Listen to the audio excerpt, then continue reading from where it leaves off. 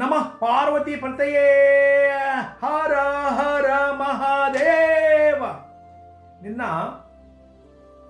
బండి సంజయ్ గారిని ఒక విలేకరు అడుగుతున్నాడు, గద్దర్ గారికి ఎందుకు పద్మ అవార్డులు ప్రకటించలేదని మాట్లాడుతున్నారు.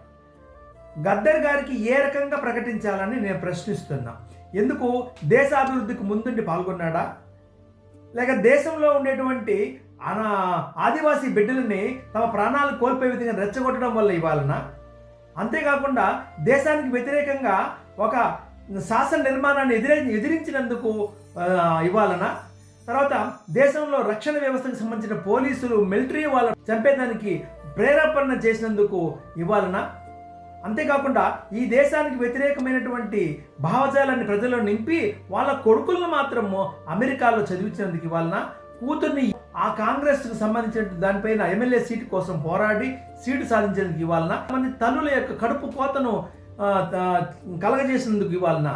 ఈ ప్రశ్నలకు సమాధానం చెప్పాల్సిన అవసరం ఉంది గద్దర్ యొక్క అభిమానులు. వీడియో నచ్చినట్లయితే లైక్ చేయండి, షేర్ చేయండి, సబ్స్క్రైబ్ చేయండి.